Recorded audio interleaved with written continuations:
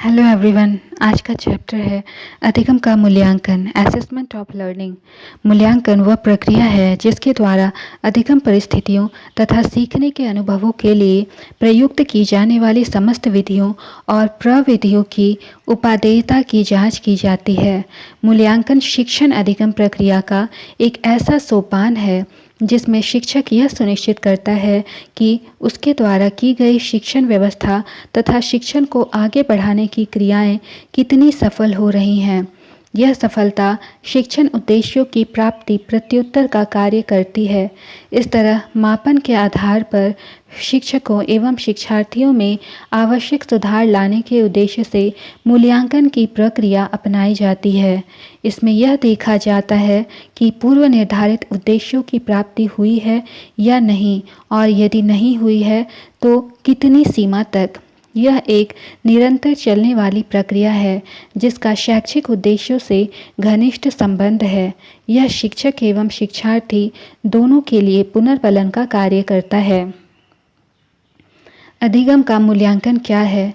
अधिगम के मूल्यांकन में उपलब्ध प्रमाणों के साथ कार्य करना शामिल है, जो स्टाफ और व्यापक मूल्यांकन समुदाय को विद्यार्थियों की प्रगति जांच करने और इस सूचना का अनेक तरीकों से इस्तेमाल करने में समर्थ बनाता है। अधिगम के मूल्यांकन की विशेषताएं। यह मूल्यांकन शिक्षा प्राप्ति के बाद किया जाता है। सूचना अध्यापक द्वारा एकत्र की जाती है। सूचना को सामान्य रूप से अंकों अथवा ग्रेडों में रूपांतरित किया जाता है। अन्य शिक्षार्थियों के कार्य निष्पादन के साथ तुलना की जाती है। यह इसके पहले प्राप्त की गई शिक्षा पर नज़र डालता है। अधिगम के अच्छे मूल्यांकन के मानदंड। ये युक्तिसंगत होते हैं, ठोस मानदंडों पर आधारित, ये विश्वसनीय होते हैं। मूल्यांकन और पद्धति का सही होना, ये तुलनीय होते हैं। तब इनकी तुलना अन्य विभागों अथवा विद्यालयों में की गई जांच परख से की जाती है तो ये ठीक पाए जाते हैं। विद्यालय आधारित मूल्यांकन। विद्यालय आधारित मूल्यांकन विद्यालय शिक्षा बोर्ड द्वारा ली जाने वाली परीक्षाओं के विपरीत स्कूल स्तर पर किया जाता है। यह मूल्यांकन विद्यालय द्वारा विकसित अनुसूची और बोर्ड द्वारा जारी किए गए मार्ग निर्देशों के अनुसार अध्यापकों द्वारा किया जाता है। यद्यपि यह मूल्यांकन हमेशा विद्यालय के स्तर पर किया जाता है, किंतु इस प्रणाली में कुछ त्रुटियां उत्पन्न हो गई हैं। कुछ बातों को इन त्रुटियों का कारण ठहराया जा सकता है। बुनियादी कारण मूल्यांकन के स्थान और शिक्षा की प्रक्रिया में इसके महत्व के बारे में अध्यापकों की गलत धारणा है। दूसरा कारण बाह्य परीक्षा की प्रथा का अनुकरण है, जो सामान्य रूप से सत्र के अंत में ली जाती है। मूल्यांकन की विद्यालय आधारित प्रणाली में मूल्यांकन के प्रयोजन का केंद्र बिंदु बदल गया है। अब इसमें तत्परता, परीक्षण, विकास की जांच परख, संज्ञानात्मक, भावात्मक और मनोप्रेरक यानी साइकोमोटर क्षेत्रों में कार्य निष्पादन का बार बार सुनियोजित और प्रभावकारी तरीके से मूल्यांकन किया जाना शामिल है। विद्यालय आधारित मूल्यांकन की विशेषताएं। पहला, यह पारंपरिक प्रणाली से अधिक विस्तृत, अधिक व्यापक और सतत होता है। दूसरा, इसका मुख्य लक्ष्य शिक्षार्थियों को सुनियोजित अधिगम और विकास की ओर उन्मुख करने में सहायता देना होता है। तीसरा, यह भविष्य के जिम्मेदार नागरिक के रूप में शिक्षार्थी और आवश्यकताओं का ध्यान रखता है। चौथा, यह अधिक पारदर्शी, भविष्यात्मक और शिक्षार्थियों, अध्यापकों और माता पिता के बीच सहयोजन की अधिक गुंजाइश मुहैया कराने वाला होता है। दूसरे शब्दों में, विद्यालय आधारित मूल्यांकन बाल केंद्रित, विद्यालय केंद्रित और बहुआयामी मूल्यांकन होता है। इसलिए यह सच्चे अर्थों में शिक्षार्थी के सर्वतोमुखी विकास का सूत्रपात करता है। यह विद्यालय के अंदर और विद्यालय के बाहर दोनों जगहों पर जीवन में सभी प्रकार की शिक्षा प्राप्ति को प्रोत्साहित करता है। यह बाल केंद्रित होता है क्योंकि यह विकास के वैयक्तिक स्वरूप की दृष्टि से विद्यार्थी को एक अद्वितीय अस्तित्व मानता है। यह अपनी शिक्षा के पहले से निर्धारित लक्ष्यों और उद्देश्यों को प्राप्त करने के लिए शिक्षार्थी का एक अलग व्यक्तित्व के रूप में अन्य शिक्षार्थियों की तुलना में केवल उसकी स्थिति के रूप में नहीं बल्कि प्रत्येक बच्चे की अपनी वैयक्तिक योग्यताओं, प्रगति और विकास के आधार पर निर्माण करता है।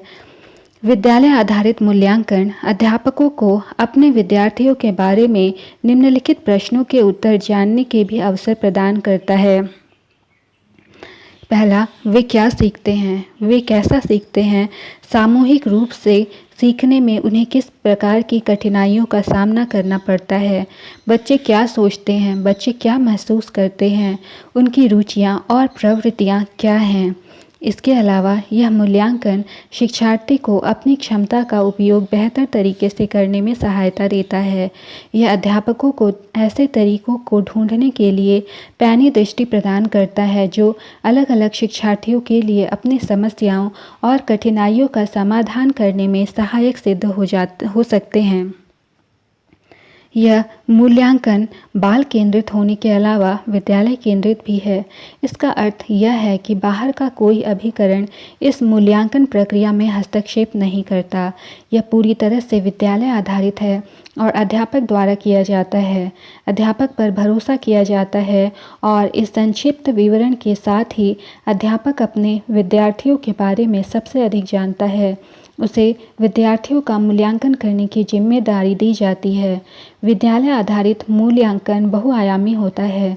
इसे बहुआयामी स्वरूप का पता इस बात से लगता है कि यह शिक्षार्थियों के सामाजिक, भावात्मक, शारीरिक, बौद्धिक विकास और विकास के उन अन्य क्षेत्रों की आवश्यकता को स्वीकार करता है और उनका ध्यान रखता है जो परस्पर संबंधित होते हैं और जिन पर अलग से विचार नहीं किया जा सकता।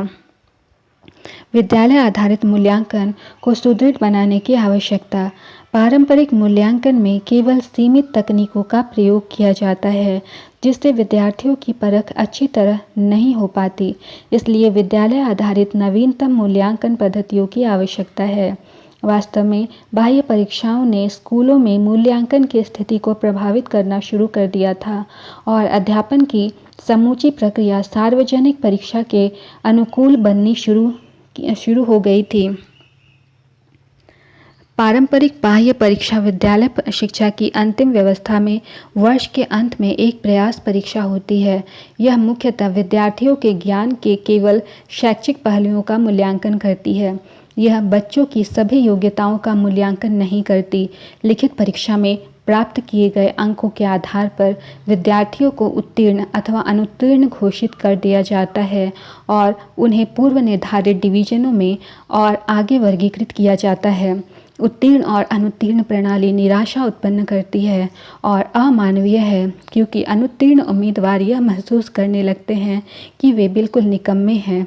शैक्षिक क्षेत्रों की लगभग पूरी तरह से उपेक्षा कर दी जाती है और शिक्षा तथा मूल्यांकन की इस समय प्रचलित स्कीम में उनका कोई स्थान नहीं होता है। परीक्षा परिणामों का विश्लेषण और व्याख्या वैज्ञानिक तरीके से नहीं की जाती।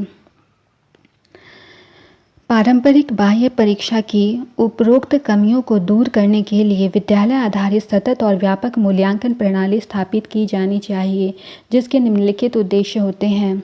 बच्चों पर पड़ने वाले दबाव को कम करना, मूल्यांकन को व्यापक और नियमित बनाना, अध्यापक को सृजनात्मक अध्यापन के लिए गुंजाइश मुहैया कराना, निदान और उपचार के साधन की व्यवस्था करना, अपेक्षाकृत अधिक कौशलों वाले शिक्षार्थियों का निर्माण करना, अध्यापकों, विद्यार्थियों, माता पिता और समाज के प्रभावकारी उपयोग के लिए परिणामों की कार्यात्मक और अर्थपूर्ण घोषणा, विद्यार्थियों की न केवल उपलब्धियों और प्रवीणताओं के स्तरों के निर्धारण के प्रयोजनों के लिए बल्कि निदान और उपचार को समृद्ध बनाने वाले कार्यक्रमों के जरिए उनमें सुधार करने के लिए परीक्षा के परिणामों का अधिक व्यापक रूप से उपयोग, बहुत से अन्य संबंधित प्रयोजनों को पूरा करने के लिए परीक्षाएं लेने की क्रियाविधि में सुधार, शिक्षण सामग्री और प्रणाली में सहवर्ती परिवर्तन करना, माध्यमिक अवस्था से लेकर आगे तक सेमेस्टर प्रणाली लागू करना, विद्यार्थियों के कार्य निष्पादन और उनकी प्रवीणता के स्तर के निर्धारण के लिए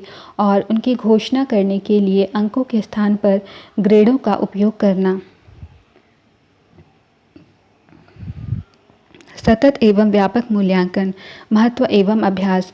सतत और व्यापक मूल्यांकन क्या है? आज हमारे समक्ष पारंपरिक परीक्षा प्रणाली और मूल्यांकन को बदलने की चुनौती उभर कर आई है। माध्यमिक स्तर पर सतत एवं व्यापक मूल्यांकन को अपने सभी विद्यालयों में लागू करते हुए सीबीएसई ने यह स्पष्ट संदेश दिया है कि मूल्यांकन करते समय विद्यार्थी के सर्वांगीण विकास को ध्यान में रखा जाना चाहिए। अधिगम एक सतत प्रक्रिया है और इसलिए मूल्यांकन भी सतत होना चाहिए। मूल्यांकन अध्यापन एवं अधिगम की प्रक्रिया का एक अभिन्न अंग है।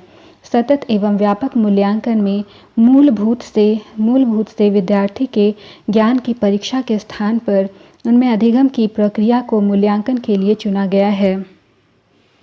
सतत और व्यापक मूल्यांकन का अर्थ छात्रों के विद्यालय आधारित मूल्यांकन की प्रणाली से है, जिसमें छात्रों के विकास के सभी पक्ष शामिल हैं। यह एक बच्चे की विकास प्रक्रिया है जिसमें दोहरे उद्देश्यों पर बल दिया जाता है।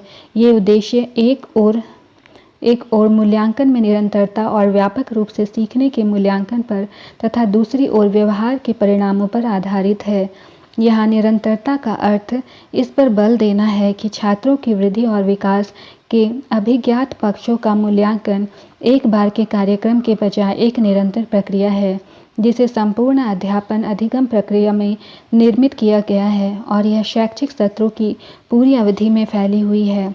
इसका अर्थ है मूल्यांकन की नियमितता, अधिगम अंतरालों का निदान, सुरक्षा, सुधारात्मक उपायों का उपयोग, स्वयं मूल्यांकन के लिए अध्यापकों और छात्रों के साक्ष्य का फीडबैक अर्थात प्रतिपुष्टि। दूसरा पद व्यापक का अर्थ शैक्षिक और सह-शैक्षिक पक्षों को शामिल करते हुए छात्रों की वृद्धि और विकास को परखने की योजना। चूँकि क्षमताएं, मनोवृत्तियां और सोच अपने आप को लिखित शब्दों के अलावा अन्य रूपों में प्रकट करती हैं, इसलिए यह पद अनेक साधनों और तकनीकों के अनुप्रयोग को संदर्भित करता है, परीक्षणकारी और गैर परीक्षणकारी दोनों, और यह सीखने के क्षेत्रों में छात्रों के विकास के मूल्यांकन पर लक्षित है, जैसे ज्ञान, समझ, व्याख्या, अनुप्रयोग, विश्लेषण, मूल्यांकन एवं सृजनात्मकता। सतत एवं व्यापक मूल्यांकन के उद्देश्य बोधात्मक, मनोप्रेरक और भावात्मक कौशलों के विकास में सहायता, सीखने की प्रक्रिया पर बल देना और याद रखने पर बल नहीं देना, मूल्यांकन को अध्यापन अधिगम प्रक्रिया का अविभाज्य हिस्सा बनाना, नियमित निदान के आधार पर उपचारात्मक अनुदेशों के बाद छात्रों की उपलब्धियों और अध्यापन अधिगम कार्यनीतियों के सुधार के लिए मूल्यांकन का उपयोग करना, मूल्यांकन को निष्पादित के वांछित स्तर पर बनाए रखने के लिए गुणवत्ता नियंत्रण युक्ति के रूप में इस्तेमाल करना, सामाजिक उपयोगिता, वांछनीयता या एक कार्यक्रम की प्रभावशीलता का निर्धारण करना और छात्र सीखने की प्रक्रिया तथा सीखने के परिवेश के बारे में उपयुक्त निर्णय लेना, अध्यापन और अधिगम प्रक्रिया को छात्र केंद्रित कार्यकलाप बनाना। किस बात का मूल्यांकन किया जाना चाहिए? क्योंकि शिक्षा का संबंध बच्चे के सर्वांगीण विकास यानी शारीरिक, सामाजिक, भावनात्मक, बौद्धिक आदि से है, इसलिए बच्चे के विकास के सभी पहलुओं को आंके जाने की आवश्यकता है।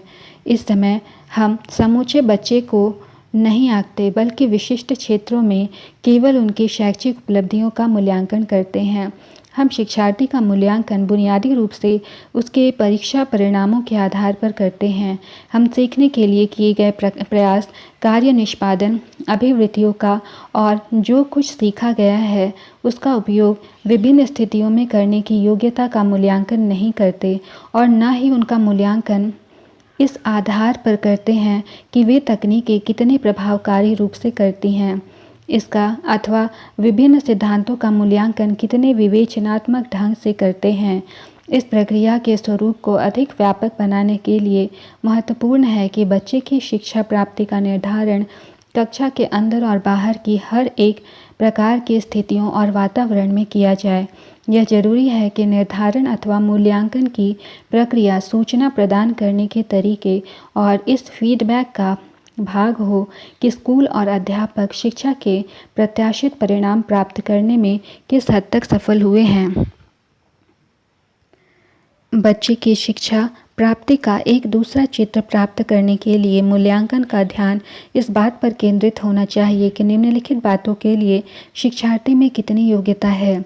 विभिन्न विषय क्षेत्रों से के संबंध में वांछित कौशल सीखना और प्राप्त करना, विभिन्न विषय क्षेत्रों में अपेक्षित मात्रा में सफलता का स्तर प्राप्त करना, बच्चे के वैयक्तिक कौशलों, रुचियों, अभिवृत्तियों और अभिप्रेरणा का विकास, एक स्वस्थ और उत्पादक जीवन का अर्थ समझना और वैसा जीवन बिताना, समय समय पर बच्चे के ज्ञान, आचरण और प्रगति में होने वाले परिवर्तनों को मॉनिटर करना, स्कूल के अंदर और स्कूल के बाहर दोनों स्थानों पर विभिन्न स्थितियों और अवसरों में प्रतिक्रिया, जो कुछ सीखा है उसका उपयोग विभिन्न पर्यावरणों, परिस्थितियों और स्थितियों में करना, स्वतंत्र रूप से मिलकर और सामंजस्यपूर्ण तरीके से कार्य करना, विश्लेषण और मूल्यांकन, सामाजिक और पर्यावरणिक मुद्दों से सुपरिचित होना, सामाजिक और पर्यावरणिक परियोजनाओं में और उद्देश्यों के लिए भाग लेना, जो कुछ सीखा है उसे याद करना। भविष्य के विद्यालयों के लिए यह जरूरी होगा कि वे अपने शिक्षार्थियों में जोखिम लेने, अनुकूलनीय बनने, लचीला बनने की योग्यता और निरंतर होने वाले परिवर्तनों का सामना करने और जीवन भर शिक्षार्थी बने रहने की योग्यता विकसित करें। इस संदर्भ में शिक्षार्थी सक्रिय नेता और अध्यापक समर्थ बनने वाले बन जाते हैं। यह देखने से पहले कि निर्धारण किस प्रकार किया जाना है, अध्यापकों के लिए यह जरूरी है कि वे निर्धारित करें कि माध्यमिक स्तर पर किन उद्देश्यों को प्राप्त किया जाना है। उन्हें यह देखने की ज़रूरत है कि माध्यमिक शिक्षा के बच्चों के अंदर न केवल संज्ञानात्मक क्षेत्रों में बल्कि मनोप्रेरक और प्रभावकारी क्षेत्रों में क्या विकसित करना चाहिए। उन्हें मूल्यांकन की कसौटियों और पद्धतियों में उपयुक्त विशेषताओं के साथ साथ विभिन्न आयु संबंधित सूचकांकों और आचरण को भी शामिल करना चाहिए।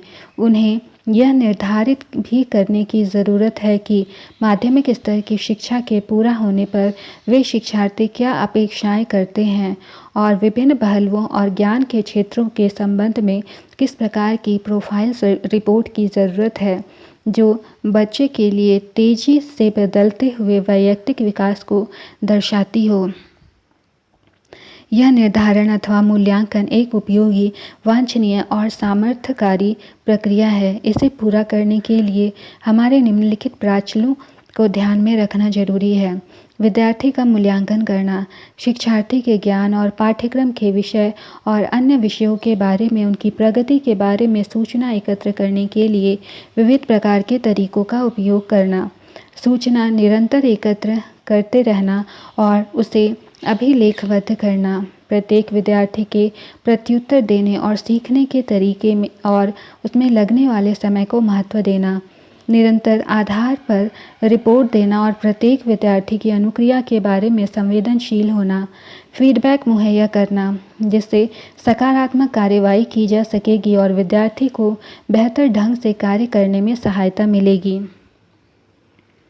मूल्यांकन की प्रक्रिया में निम्नलिखित कार्य नहीं करना चाहिए। शिक्षार्थियों को मंद, कमजोर, बुद्धिमान आदि के रूप में वर्गीकृत करना, उनके बीच तुलना करना, नकारात्मक बयान देना, क्या और कब मूल्यांकन किया जाना चाहिए, इसके साथ बच्चे की प्रगति और नियतकालिकता का नाजुक प्रश्न जुड़ा है। संपूर्णतावादी शिक्षा में शिक्षा प्राप्ति के परिणामों का मूल्यांकन अध्यापन शिक्षा प्राप्ति का एक अभिन्न अंग है।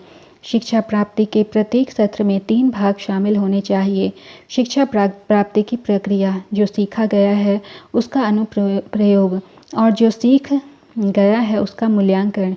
यह एक ऐसा तरीका है जिसमें शिक्षा प्राप्ति और मूल्यांकन को मिलाया जा सकता है।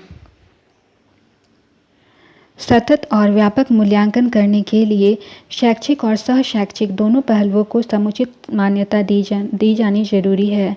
ऐसे संपूर्णवादी मूल्यांकन के लिए प्रत्येक विद्यार्थी का एक चालू, बदलता हुआ और व्यापक विवरण रखना जरूरी है, जो ईमानदार, उत्साहजनक और विवेकपूर्ण हो। हालांकि अध्यापन प्रतिदिन उपचारात्मक कार्यनीतियों पर विचार करते हैं, उनकी योजना बनाते हैं और उन्हें कार्यान्वित करते हैं, लेकिन यह भी जरूरी है कि बच्चे ने किसी अवधि में जो कुछ सीखा है उसे बनाए रखने और उसे व्यक्त करने की उसकी योग्यता का निर्धारण आवधिक रूप से किया जाए। ये निर्धारण कई रूप ले सकते हैं। इसलिए यह सब यथासंभव हद तक व्यापक और विवेकपूर्ण होने चाहिए। बच्चों में न केवल ज्ञान प्राप्त करने और उसे याद रखने बल्कि उनके ललित कौशलों को भी बढ़ावा देने के लिए सामान्य रूप से साप्ताहिक, पाक्षिक अथवा तिमाही समीक्षाओं की यानी शिक्षा प्राप्ति के क्षेत्रों के आधार पर सिफारिश की जाती है, जो खुले रूप से एक शिक्षार्थी की तुलना किसी अन्य शिक्षार्थी से नहीं की जाती और जो सकारात्मक और रचनात्मक अनुभव होती है। अध्यापन शिक्षा प्राप्ति की प्रक्रिया में सुधार करने के लिए निर्धारण, रचनात्मक और सारांशात्मक होना चाहिए। सतत और व्यापक मूल्यांकन की विशेषताएं। सतत और व्यापक मूल्यांकन के सतत पहलू के अंतर्गत मूल्यांकन के सतत और आवधिक पहलू का ध्यान रखा जाता है।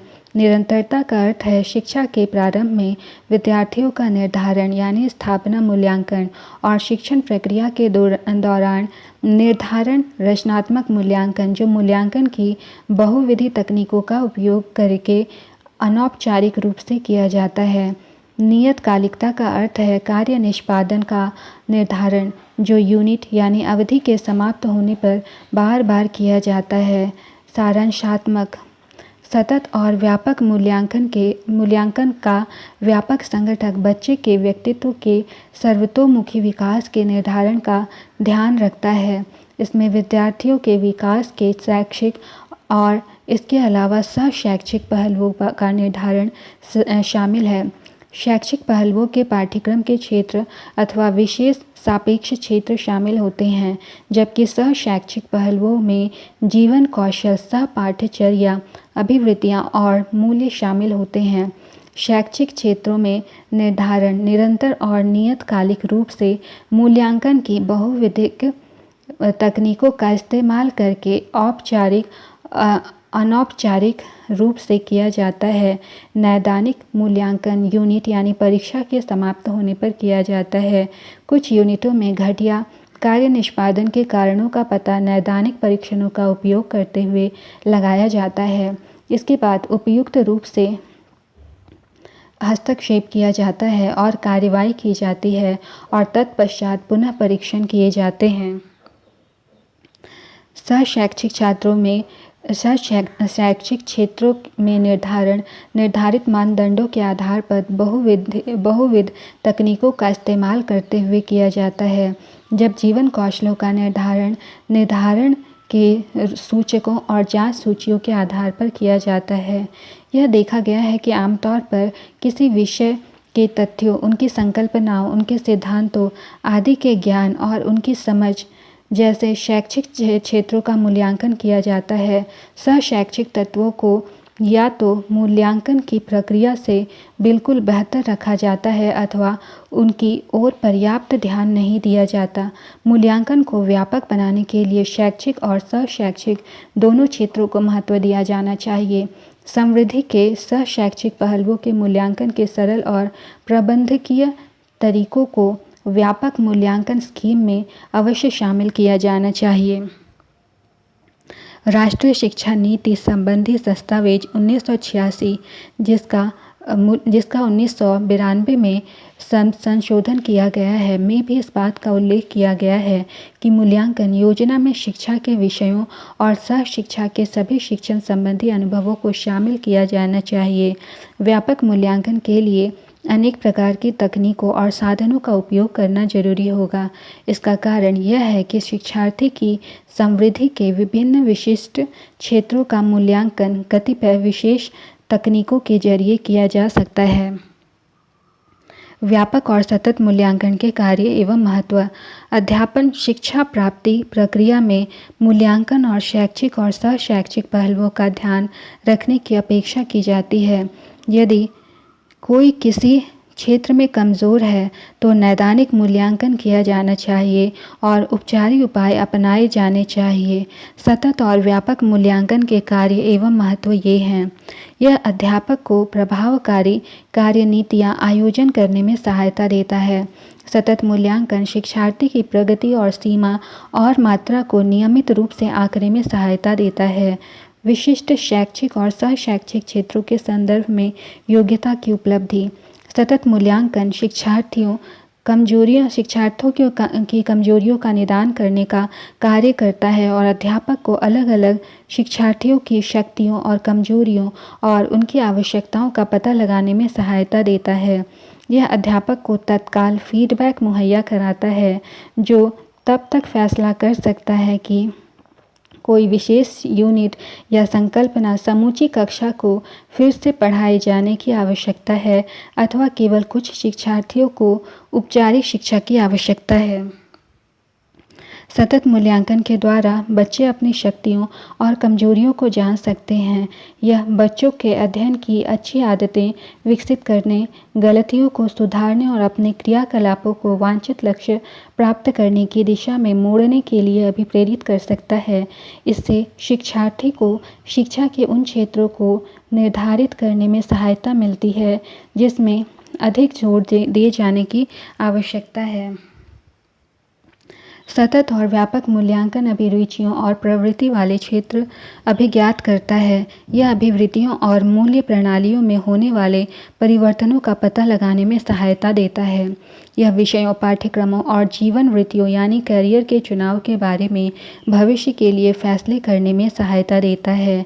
यह शैक्षिक और सहशैक्षिक क्षेत्रों में विद्यार्थियों की प्रगति के बारे में सूचना यानी रिपोर्ट देता है और इस प्रकार शिक्षार्थी की भावी सफलताओं के बारे में पूर्वानुमान लगाने में सहायता देता है।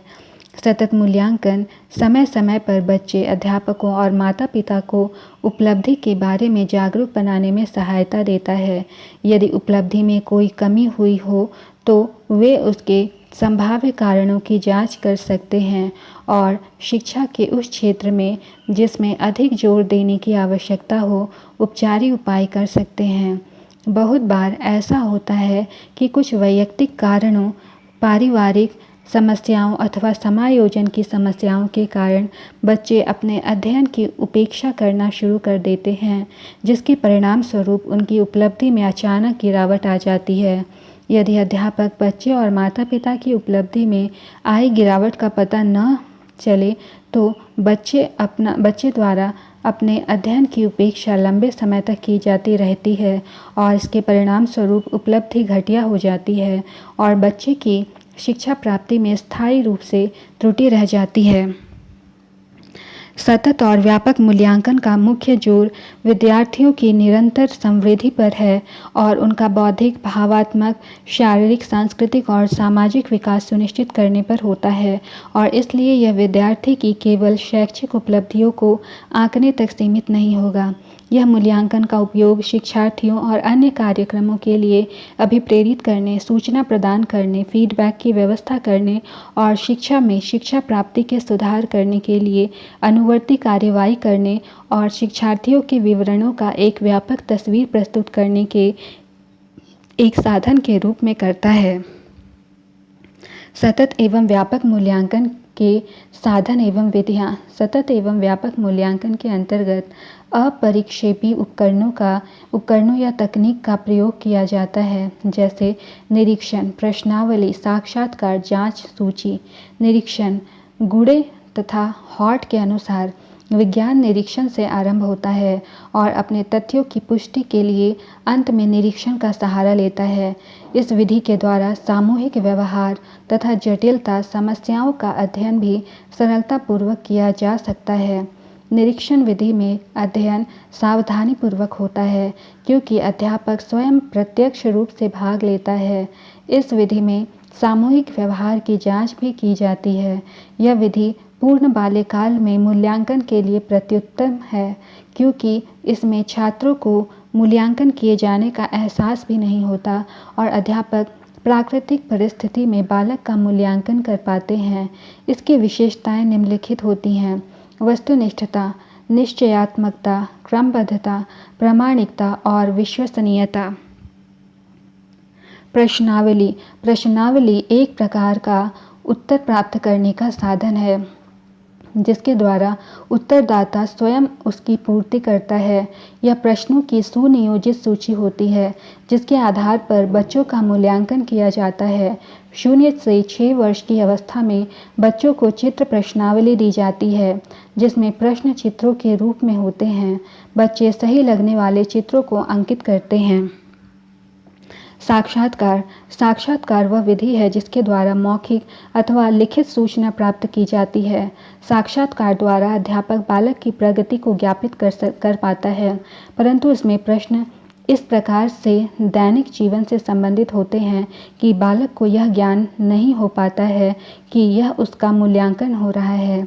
इस विधि से बालक अध्यापक के करीब आता है और निर्भर होकर बात कर पाता है। इस विधि द्वारा विभिन्न मनोवैज्ञानिक व्याधियां भी दूर की जा सकती हैं। जांच सूची। जांच सूची में अध्यापक बालक के सभी तथ्यों जैसे भाषा के प्रयोग, सामाजिकता, संवेगात्मकता, खेल के दौरान व्यवहार आदि को लिखते जाते हैं, जिसके बाद उसमें एकत्रित कर बालक का मूल्यांकन किया जाता है। इस विधि से बालक का उचित मूल्यांकन होता है।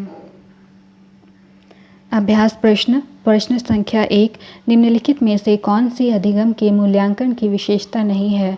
ऑप्शन 1, यह मूल्यांकन शिक्षा प्राप्ति के बाद किया जाता है। ऑप्शन 2, इसमें सूचना को सामान्य रूप से अंकों अथवा ग्रेडों में रूपांतरित किया जाता है। ऑप्शन 3, इसमें सूचना अध्यापक द्वारा एकत्र की जाती है। ऑप्शन 4, इसमें सूचना छात्रों के द्वारा स्वयं एकत्र की जाती है। तो ऑप्शन नंबर 4 करेक्ट है, इसमें सूचना छात्रों के द्वारा स्वयं एकत्र की जाती है। क्वेश्चन नंबर 2, वह मूल्यांकन जो विद्यालय परिषदों के दिशा निर्देशों के आधार पर तो किया जाता है, परंतु परिषद यानी बोर्ड स्तर पर नहीं किया जाता, क्या कहलाता है? ऑप्शन 1, विद्यालय आधारित मूल्यांकन। ऑप्शन 2, निरीक्षण। ऑप्शन 3, अवलोकन। ऑप्शन 4, व्यापक मूल्यांकन। तो ऑप्शन नंबर 1 करेक्ट है, विद्यालय आधारित मूल्यांकन। क्वेश्चन नंबर 3, आजकल विद्यालय आधारित मूल्यांकन की चर्चा की जाती है। इसके अंतर्गत अध्यापकों को विद्यार्थियों के बारे में निम्नलिखित में से क्या जानने का अवसर प्राप्त होता है? ऑप्शन 1, वे क्या सीखते हैं। ऑप्शन 2, वे क्या सोचते हैं। ऑप्शन 3, वे कैसे सीखते हैं। ऑप्शन 4, ये सभी। तो यहाँ ऑप्शन नंबर 4 करेक्ट है, ये सभी। क्वेश्चन नंबर 4, प्रत्येक माध्यमिक शिक्षा बोर्ड के विद्यालय आधारित सतत एवं व्यापक मूल्यांकन के दिशा निर्देश दिए हैं। निम्नलिखित में से कौन सा इसका उद्देश्य नहीं है? ऑप्शन 1, बच्चों पर पड़ने वाले दबाव को कम करना। ऑप्शन 2, विद्यार्थियों को अपनी रुचि के अनुसार पढ़ने की छूट देना। ऑप्शन 3, छात्रों की प्रवीणता के निर्धारण के लिए अंकों के स्थान पर ग्रेडों का उपयोग करना। ऑप्शन 4, निदान एवं उपचार के साधन की व्यवस्था करना। तो यहाँ ऑप्शन नंबर 2 करेक्ट है, विद्यार्थियों को अपनी रुचि के अनुसार पढ़ने की छूट देना। क्वेश्चन नंबर 5, सतत एवं व्यापक मूल्यांकन में व्यापक का तात्पर्य क्या है? ऑप्शन 1, एक बार के कार्यक्रम के बदले निरंतर मूल्यांकन। ऑप्शन 2, छात्रों के शैक्षिक एवं सशैक्षिक पक्षों की किसी एक क्षमता का व्यापक मूल्यांकन। ऑप्शन 3, छात्रों के ज्ञान, समझ, व्याख्या, अनुप्रयोग, विश्लेषण इत्यादि क्षमता का मूल्यांकन। ऑप्शन 4, छात्रों की याद करने की क्षमता का मूल्यांकन, व्यापक मूल्यांकन। तो यहाँ ऑप्शन नंबर 3 करेक्ट है, छात्रों के ज्ञान, समझ, व्याख्या, अनुप्रयोग, विश्लेषण इत्यादि क्षमता का मूल्यांकन। क्वेश्चन नंबर 6, निम्नलिखित में से कौन सतत एवं व्यापक मूल्यांकन का एक उद्देश्य नहीं है? ऑप्शन नंबर 1, याद रखने पर बल देने के बदले सीखने की प्रक्रिया पर बल देना। ऑप्शन 2, छात्रों के सीखने की प्रक्रिया एवं परिवेश के बारे में उपयुक्त निर्णय लेना। ऑप्शन 3, अध्यापन एवं अधिगम प्रक्रिया को शिक्षक केंद्रित कार्यकलाप बनाना। ऑप्शन 4, बोधात्मक, मनोप्रेरक और भावात्मक कौशलों के विकास में सहायता करना। तो यहाँ ऑप्शन नंबर 3 करेक्ट हो जाएगा, अध्यापन एवं अधिगम प्रक्रिया को शिक्षक केंद्रित कार्यकलाप बनाना। क्वेश्चन नंबर 7, मूल्यांकन की प्रक्रिया के दौरान शिक्षकों को काफ़ी सावधानी बरतने की आवश्यकता होती है। इस दौरान शिक्षकों को निम्नलिखित में से कौन सा कार्य करना चाहिए? ऑप्शन 1, छात्रों को फीडबैक उपलब्ध कराना ताकि वे बेहतर ढंग से कार्य कर सकें। ऑप्शन 2, छात्रों के बीच की तुलना करना। ऑप्शन 3, छात्रों के बारे में नकारात्मक बयान देना। ऑप्शन 4, शिक्षार्थियों को मंद, कमज़ोर, बुद्धिमान आदि के रूप में वर्गीकृत करना। तो यहाँ ऑप्शन नंबर 1 करेक्ट है, छात्रों को फीडबैक उपलब्ध कराना ताकि वे बेहतर ढंग से कार्य कर सकें। क्वेश्चन नंबर 8, सतत एवं व्यापक मूल्यांकन के बारे में निम्नलिखित में से कौन सा कथन असत्य है? ऑप्शन 1, सतत और व्यापक मूल्यांकन के सतत पहलू के अंतर्गत मूल्यांकन के सतत और आवधिक पहलू का ध्यान रखा जाना चाहिए। ऑप्शन 2, व्यापक संगठक के में विद्यार्थियों के विकास के शैक्षिक और इसके अलावा स्वशैक्षिक पहलुओं का निर्धारण शामिल है। ऑप्शन 3, इसमें छात्रों की उपलब्धियों का मूल्यांकन अंकों के रूप में होता है। ऑप्शन 4, इसमें मूल्यांकन की बहुविध तकनीकों का उपयोग अनौपचारिक रूप से किया जाता है। तो यहाँ पर ऑप्शन नंबर 3 करेक्ट है, इसमें छात्रों की उपलब्धियों का मूल्यांकन अंकों के रूप में होता है। क्वेश्चन नंबर 9, निम्नलिखित में से कौन सतत एवं व्यापक मूल्यांकन का एक उपकरण या साधन है? ऑप्शन 1, निरीक्षण। ऑप्शन 2, प्रश्नावली। ऑप्शन 3, जांच सूची। ऑप्शन 4, ये सभी। तो यहाँ ऑप्शन 4 करेक्ट है, ये सभी।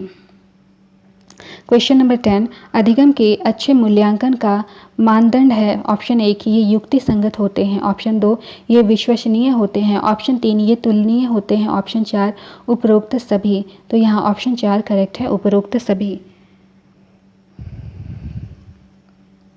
क्वेश्चन नंबर 11, पारंपरिक बाह्य परीक्षा की तुलना में वर्तमान समय में विद्यालय आधारित मूल्यांकन को सुदृढ़ करने की आवश्यकता क्यों है? ऑप्शन 1, क्योंकि विद्यालय आधारित मूल्यांकन में बच्चों की सभी योग्यताओं का मूल्यांकन होता है। ऑप्शन 2, क्योंकि विद्यालय आधारित मूल्यांकन वर्ष के अंत में एक बार होता है जिससे छात्रों को सुविधा होती है। ऑप्शन 3, क्योंकि विद्यालय आधारित परीक्षा के अंकों के आधार पर विद्यार्थियों को उत्तीर्ण अथवा अनुत्तीर्ण किया जाता है। ऑप्शन 4, उपरोक्त सभी। तो यहाँ ऑप्शन नंबर 1 करेक्ट है, क्योंकि विद्यालय आधारित मूल्यांकन में बच्चों की सभी योग्यताओं का मूल्यांकन होता है। क्वेश्चन नंबर 12, व्यापक एवं सतत मूल्यांकन के अंतर्गत निम्नलिखित में से कौन सा कार्य नहीं किया जाता? ऑप्शन 1, इसमें परीक्षा परिणामों का विश्लेषण और व्याख्या वैज्ञानिक तरीके से किया जाता है। ऑप्शन 2, इसमें परीक्षा के प्राप्तांकों के आधार पर विद्यार्थियों को उत्तीर्ण अथवा अनुत्तीर्ण किया जाता है। ऑप्शन 3, इसमें बच्चों पर पड़ने वाले दबाव को कम किया जाता है। ऑप्शन 4, मूल्यांकन को व्यापक एवं नियमित बनाया जाता है। तो यहाँ ऑप्शन नंबर 2 करेक्ट है, इसमें परीक्षा के प्राप्तांकों के आधार पर विद्यार्थियों को उत्तीर्ण अथवा अनुत्तीर्ण किया जाता है। क्वेश्चन नंबर 13 है, सतत एवं व्यापक मूल्यांकन में निम्नलिखित में से किसका मूल्यांकन नहीं किया जाना चाहिए? ऑप्शन 1, छात्रों के विभिन्न विषय क्षेत्रों के कौशल। ऑप्शन 2, छात्रों के विभिन्न विषय क्षेत्रों में सफलता का स्तर। ऑप्शन 3, छात्रों के सामाजिक आर्थिक स्थिति। ऑप्शन 4, छात्रों के वैयक्तिक कौशल, रुचि एवं अभिवृत्ति। तो यहाँ पर ऑप्शन नंबर 3 करेक्ट है, छात्रों की सामाजिक आर्थिक स्थिति। क्वेश्चन नंबर 14, मूल्यांकन की प्रक्रिया के दौरान शिक्षकों को काफ़ी सावधानी बरतने की आवश्यकता होती है। इस दौरान शिक्षकों को निम्नलिखित में से कौन सा कार्य नहीं करना चाहिए? ऑप्शन 1, प्रत्येक विद्यार्थी की अनुक्रिया के बारे में संवेदनशील होना। ऑप्शन 2, बच्चों के प्रगति के बारे में सूचना एकत्र करते रहना। ऑप्शन 3, शिक्षार्थियों को विभिन्न वर्गों में विभाजित कर उनके बीच तुलना करना। ऑप्शन 4, बच्चों की विभिन्न प्रकार की सूचनाओं को अभिलेखबद्ध करना। तो यहाँ ऑप्शन 3 करेक्ट है, शिक्षार्थियों को विभिन्न वर्गों में विभाजित कर उनके बीच तुलना करना। क्वेश्चन नंबर 15, सतत एवं मूल्यांकन की निम्नलिखित में से किस विधि में शिक्षक विद्यार्थियों के विभिन्न तथ्यों जैसे भाषा के प्रयोग, संवेगात्मकता, खेल के दौरान व्यवहार इत्यादि को लिखता है एवं इस तरह एकत्र सूचनाओं के आधार पर मूल्यांकन करता है? ऑप्शन 1, जांच सूची। ऑप्शन 2, प्रश्नावली। ऑप्शन 3, निरीक्षण। ऑप्शन 4, साक्षात्कार। तो यहाँ ऑप्शन 1 करेक्ट है, जांच सूची। तो ये थी हमारी आज की क्लास। मिलते हैं अगले क्लास में एक नए चैप्टर के साथ। वीडियो देखने के लिए आपका धन्यवाद।